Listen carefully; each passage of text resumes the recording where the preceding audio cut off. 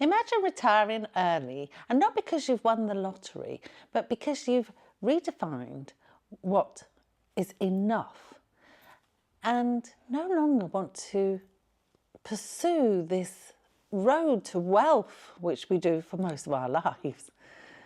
Hello and welcome back to my channel. My name is Zoe and I will be eligible for my private pension this month, and I'm planning to retire fully in early September and go full-time travelling if all my plans pull together.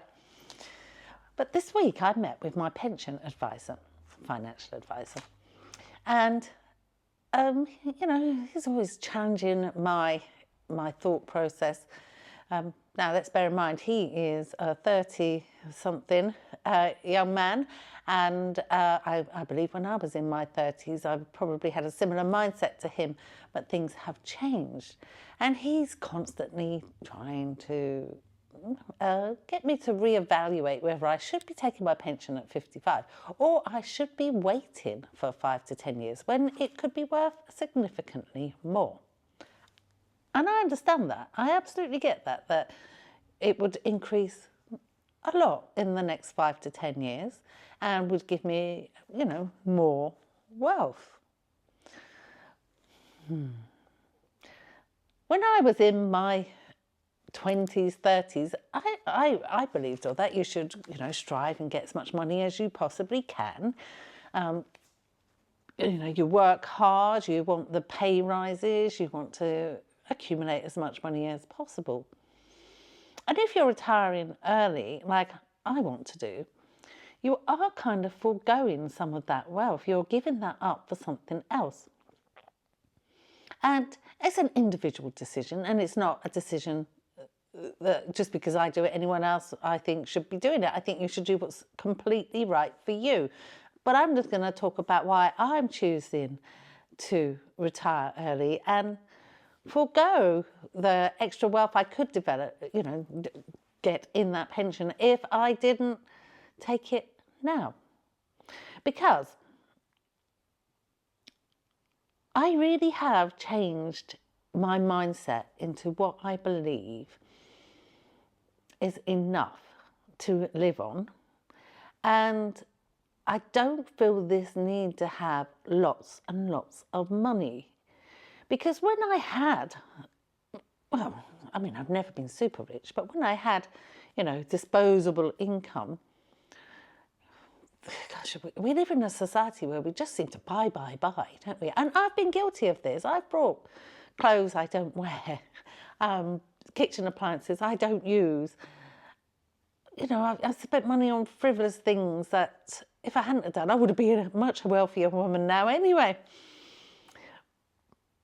But now I don't want to do that anymore. Now I'm choosing to retire early, go travelling and live a frugal lifestyle.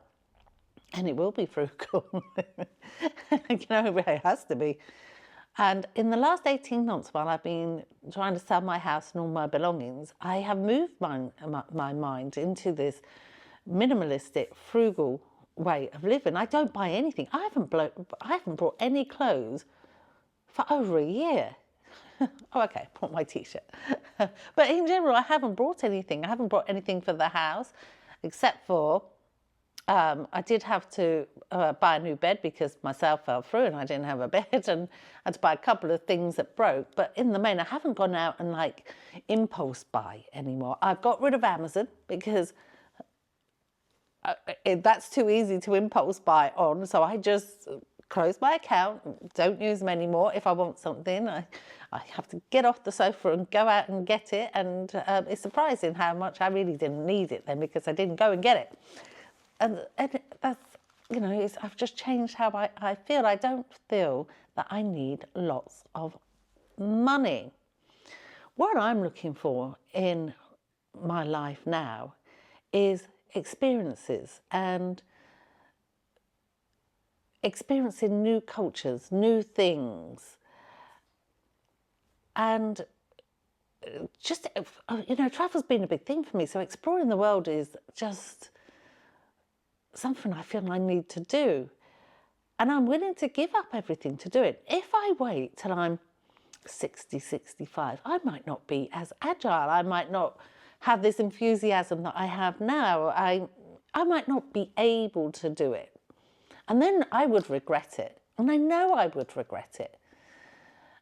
And so not having as much money, but being able to go out there and see all these things I want to see, is going to make me wealthier within myself and within my mind and my, and emotionally better. Now, of course, I'm going to be on a tight budget, but, there are, ways to sort of supplement your income. I could continue working for my son and doing the paperwork and just, working part-time on, while I'm traveling. I don't need to be here to do his accounts and his bookings and things. So I could do that to make a little bit more extra money. My YouTube channel, I would say that, but honestly, you couldn't live off a YouTuber, but it will pay for a cup of coffee, or a cup of tea in my case, because I don't drink coffee. It will pay for, a cup of tea each week. She's quite nice, isn't it? But, if you have other hobbies that you can make money on, like photography, although, you make a little bit on stock photography, but it's not a big, as big as it used to be, and you really need to load a lot of pictures to start making some money. But I've made a little bit on them. You could teach English as a foreign language. I looked into that because I thought that's quite interesting, but I don't really want to go and work in another country. I want to travel and retire, but that's an option for people as well. In our later years, we've got experiences that we can offer in an educational setting that, so maybe some younger people don't have. So we have valuable skills we could share. And there are online and remote jobs that you can get on websites to do that. So that, that's ways you could supplement your income if you need to. But yes, for me, I just think there's more value now in just doing the things you want to do. More value than having a nice new dress or a new frying pan. I just don't need any of these things anymore. I've just outgrown them. Anyway, what are your thoughts? Yeah. So like I say, my pension advisor is always challenging me. I mean, it's in their interest, isn't it, to get me the best return on my pension, and I get that. But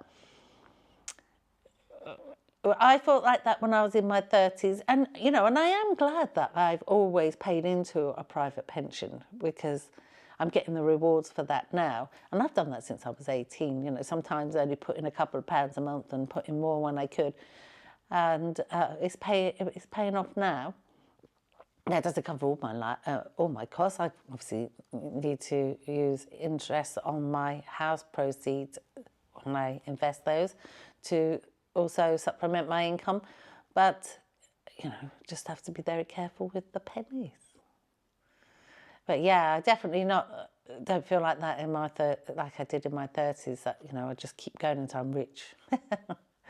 I can be rich in many other ways that are better than monetary. Anyway, that's my ramblings for a Sunday. I'll catch up with you all soon.